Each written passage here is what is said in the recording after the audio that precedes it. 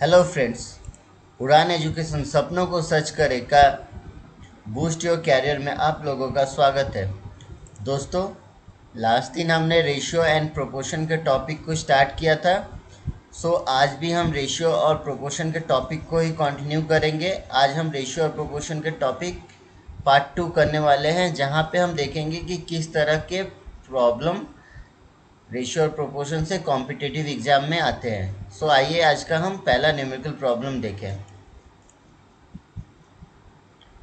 इस numerical problem में क्या कहा गया है कि in a wallet the ratio of 25 paise, 50 paise and rupee 1 coin are in the ratio of 12:4:3 which amount to rupees 600. Find the number of a coin of 25 पैसे।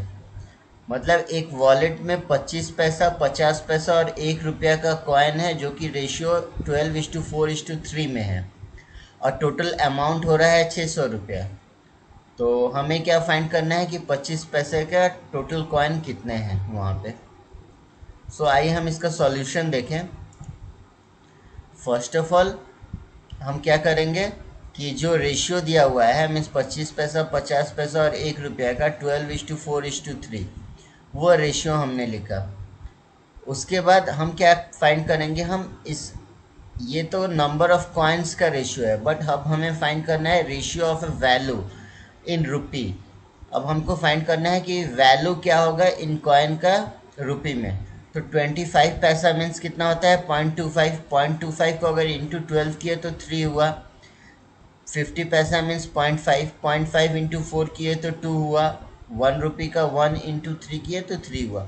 तो इसका वैल्यू में जो रेशियो निकला वो क्या निकला, 3:2:3। तो ये जो वैल्यू है, ये कितना टोटल यूनिट हो रहा है, 3 + 2 + 3, 8 यूनिट। अब हमें टोटल अमाउंट दिया हुआ है 600, तो हम कह सकते हैं कि 8 यूनिट का वैल्यू है 600। तो 1 यूनिट का वैल्यू कितना होगा, 600/8। तो हमें क्या फाइंड करना है, 25 पैसे, तो 25 पैसे कितना है यहाँ पे, 3 यूनिट। तो हमें 3 यूनिट का वैल्यू फर्स्ट ऑफ ऑल निकालना होगा। तो 3 यूनिट निकला 600 डिवाइडेड बाई 8 इंटू 3, जो कि 225। मतलब 25 पैसा जो है उसका टोटल वैल्यू हो रहा है 225 रुपया। तो हमें पता है कि 1 रुपया में 25 पैसा 4 होता है। तो वैसे ही अगर 225 रुपया है तो इसमें टोटल 25 पैसे कितना होगा, 225 इंटू 4 करेंगे। 225 इंटू 4 किए तो 900 हुआ। 900 कॉइन्स कितना हुआ, 25 पैसे का। तो इसका जो ऑप्शन होगा वो बी होगा, 900। आइए हम नेक्स्ट प्रॉब्लम की ओर चलते हैं।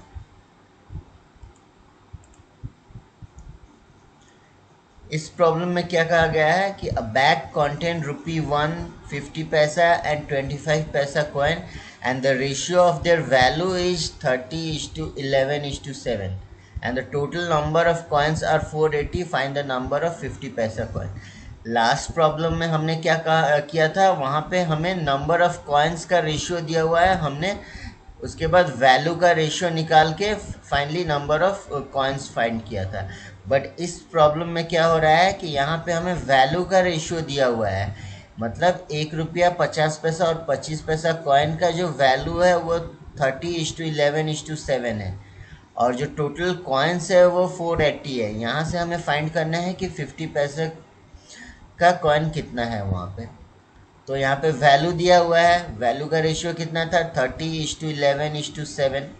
अगर वैल्यू का रेशियो ये है तो अब हमें क्या फाइंड करना है, हमें नंबर ऑफ कॉइन्स का रेशियो फाइंड करना है।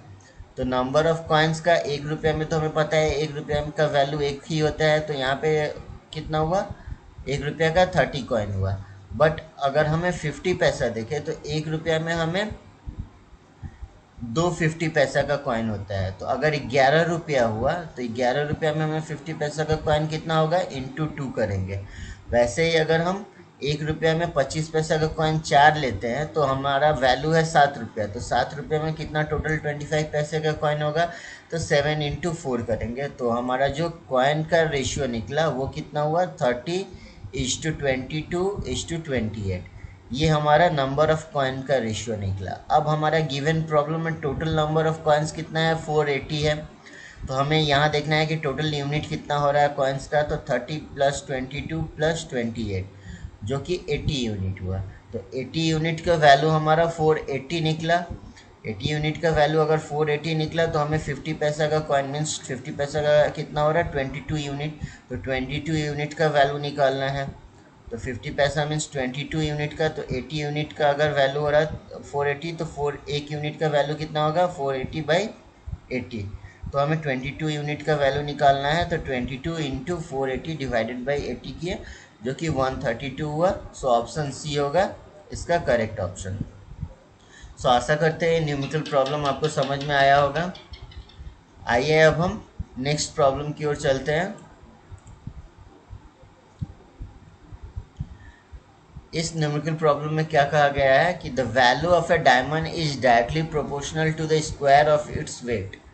A diamond unfortunately break into 3 pieces with weight in the ratio 3:4:5. Thus, a loss of rupee 9.4 lakh is incurred. What is the actual value of the diamond? बोला जा रहा है कि जो एक डायमंड है वो उसका वैल्यू डायरेक्टली प्रोपोर्शनल क्या हो रहा है स्क्वायर ऑफ द वेट के साथ, और समहाउ वो जो डायमंड है वो ब्रेक होता है, ब्रेक हो जाता है 3 पार्ट में, जो कि वेट का रेशियो हो रहा है 3:4:5, जिसके कारण जो लॉस हो रहा है 9.4 लाख का। तो हमें उसका एक्चुअल प्राइस फाइंड करना है कि वो डायमंड का एक्चुअल प्राइस कितना था। तो आइए हम इसका सॉल्यूशन देखें। So first of all value क्या है, value is directly proportional to weight square, जो कि फर्स्ट गिवन लाइन में दिया हुआ है कि the value of diamond is directly proportional to square of its weight. अगर अब हम वेट देखें तो यहाँ पे जो डायमंड ब्रेक हो रहा है तो वो वेट मतलब वो 3 पार्ट में ब्रेक हो रहा है जिसका वेट हो रहा है 3:4:5। तो 3 पीस में ब्रेक होकर रेशियो बना 3:4:5। तो अगर हमें टोटल वेट फाइंड करना है तो हम क्या करेंगे, इसका प्लस कर देंगे 3 + 4 + 5 जो कि 12 हो रहा है। तो हम बोल रहे हैं कि 12 यूनिट हुआ टोटल उसका वेट। तो हमारा उसका वैल्यू कितना होगा, वैल्यू डायरेक्टली प्रोपोर्शनल था वेट का स्क्वायर, तो वैल्यू हो रहा है 12 का स्क्वायर जो कि 144 यूनिट हुआ। सपोज अगर डायमंड ब्रेक होने के बाद अगर हम उसका वैल्यू निकालें तब क्या होगा, ब्रेक होने के बाद अगर हम उसका वैल्यू निकाल रहे हैं तो 3² + 4² + 5² हो रहा है, जो कि 50 हो रहा है, 50 यूनिट। तो टोटल हमें लॉस कितना हो रहा है 144 - 50, 94 यूनिट का लॉस हुआ। अब ये 94 यूनिट जो लॉस हो रहा है, यहाँ पे लॉस कितना दिया हुआ है 9.4 लाख। तो 94 यूनिट मीन्स 9.4 हो रहा है। तो 1 यूनिट क्या होगा 9.4 डिवाइडेड बाई 94 मीन्स 0.1 लाख होगा। तो हमें फाइंड कितना करना है total weight means actual value diamond का। तो एक्चुअल वैल्यू था 144, तो 144 यूनिट के लिए हमें फाइंड करना था। तो 9.4 डिवाइडेड बाई 94 इंटू 144 किए तो 14.4 लाख हुआ, जो कि उसका एक्चुअल वैल्यू हुआ डायमंड का। तो इस न्यूमेरिकल प्रॉब्लम का करेक्ट ऑप्शन सी होगा। आशा करता हूँ ये न्यूमेरिकल प्रॉब्लम आपको समझ में आया होगा। आइए हम नेक्स्ट न्यूमेरिकल की ओर चलते हैं।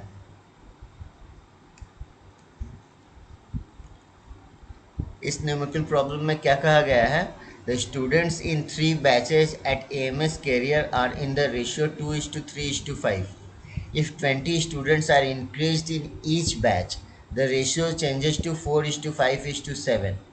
The total number of students in the 3 batches before the increase were। हमें क्या कहा गया है कि एक बैच है जहाँ पे 3 बैचेज है जो रेशियो हो रहा है 2:3:5 का। अगर वहाँ पे 20 स्टूडेंट हर एक बैच में इंक्रीज कर रहे हैं तो न्यू रेशियो हुआ है 4:5:7। तो हमें फाइंड क्या करना है कि total number of student 3 batch में कितने हैं, मतलब इंक्रीज होने के पहले। तो हमारा जो प्रीवियस जो means ratio of student batch का क्या है 2:3:5। अगर हमारा 20 स्टूडेंट इंक्रीज हो जा रहा है तो न्यू रेशियो क्या निकला 4:5:7। तो अगर हम देखें तो इंक्रीज कितना हो रहा है, यहाँ से देखिए 2 से 4 मीन्स 2 यूनिट का इंक्रीज हुआ, 3 से 5 2 यूनिट का इंक्रीज हुआ, 5 to 7 2 यूनिट का इंक्रीज हुआ, मतलब +2 यूनिट का इंक्रीज हो रहा है ईच बैच में। तो अगर हम मान रहे हैं कि +2 यूनिट हमारा 20 स्टूडेंट जो इंक्रीज हो रहे हैं वो हुआ, सो +2 यूनिट्स कितना हो रहा है 20, तो 1 यूनिट का वैल्यू क्या होगा 20/2 जो कि 10 हो रहा है। तो हमें क्या फाइंड करना है, total number of student in 3 batches before the increase, means हमें पहले जो मतलब इंक्रीज होने के पहले हमें total number of student find करना है। तो बिफोर क्या हो रहा था, रेशियो था 2:3:5, मीन्स इसको हम प्लस किए तो 2 + 3 + 5 मीन्स 10 यूनिट हुआ। तो 10 यूनिट का वैल्यू हमें निकालना था, तो 10 यूनिट का वैल्यू 10 × 10 किए 100। सो इसका करेक्ट ऑप्शन सी होगा 100। आशा करता हूँ यह न्यूमेरिकल प्रॉब्लम आपको समझ में आया होगा। आइए हम नेक्स्ट न्यूमेरिकल की ओर चलते हैं।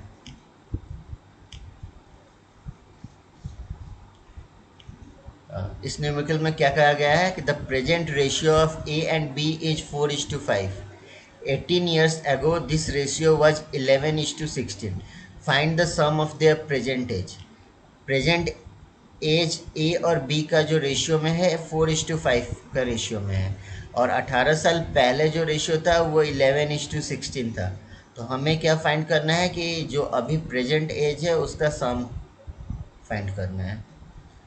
तो इसको हम कैसे सॉल्व करेंगे, सो प्रेजेंट रेशियो क्या था, सॉरी प्रेजेंट रेशियो है 4:5, और प्रीवियस रेशियो क्या था, प्रीवियस रेशियो था हमारा 11:16 जो कि 18 साल पहले था 11:16। अब अगर हम देखें, अगर हमको क्या फाइंड करना है कि दो इसका और इसका डिफरेंस हमें equal find first of all find कर लेना है। अगर देखिए यहाँ पे 11 है, यहाँ पे 4 है, तो यहाँ पे टोटल डिफरेंस कितना हो रहा है 7 हो रहा है, बट यहाँ पे डिफरेंस 11 हो रहा है, मीन्स यहाँ पे 7 और 11 इस टोटल को हमको इक्वल करना है। जो डिफरेंस हमारा ए और बी में है उसे फर्स्ट ऑफ ऑल हमें इक्वल करना है। तो हम उसे क्या करेंगे, यहाँ पे देखिए हम फर्स्ट ऑफ ऑल इन दोनों का डिफरेंस देख रहे हैं, तो 11 और 16 में 5 हुआ और 4 और 5 में 1 हुआ। अब ये जो 5 है, 5 को हमको यहाँ पे 4:5 के साथ मल्टीप्लाई करेंगे, और 11:16 में ये 1 के साथ मल्टीप्लाई करेंगे। तो 4:5 में 5 से मल्टीप्लाई किया मीन्स इसका डिफरेंस है, और 11:16 में ये वाला डिफरेंस से हम मल्टीप्लाई कर रहे हैं। तो अब हमारा जो न्यू रेशियो हुआ, तो न्यू रेशियो क्या निकला, न्यू रेशियो प्रेजेंट का वैल्यू हुआ 20:25। अगर हम इसको मल्टीप्लाई करें, और 18 ईयर्स बिफोर में जो रेशियो था वो कितना हुआ 11:16। तो ये अब देखिए यहाँ पे हमारा जो डिफरेंस हो रहा है 20 और 11 मीन्स यहाँ पे 9 हो रहा है, और 25 और 16 यहाँ पे 9 हुआ, मीन्स हमको हमारा जो डिफरेंस है वो 9 यूनिट दोनों में इक्वल हुआ। उसके लिए ही हमने ये प्रोसेस किया था, इक्वल हमें फर्स्ट ऑफ ऑल डिफरेंस करना है। तो अब हम क्या कर रहे हैं कि 9 यूनिट हमारा डिफरेंस है, तो 9 यूनिट का वैल्यू कितना था 18। 18 किस लिए, क्योंकि यहाँ पे 18 ईयर्स एगो का बात हो रहा है कि 18 ईयर्स एगो 11:16 रेशियो था, तो हमें 9 यूनिट में 18 निकला। तो अब 1 यूनिट का वैल्यू 2 हुआ, तो 1 यूनिट का वैल्यू अगर 2 हो गया, अब हमें क्या फाइंड करना था, सम ऑफ देयर प्रेजेंट एज। तो प्रेजेंट एज जो हमारा है, प्रेजेंट एज का था 20:25, तो 20:25 जो कर रहे हैं, याद रखिएगा दोस्तों हमारा जो प्रेजेंट एज गिवन था वो 4:5, बट हम क्या लिए हैं 20:25। क्यों, क्योंकि यहाँ पे हमारा इक्वल नंबर ऑफ डिफरेंस है, यहाँ पे 9 है, यहाँ पे 9 है, उसके लिए हम प्रेजेंट एज 20:25 ले रहे हैं, 4:5 नहीं ले रहे हैं।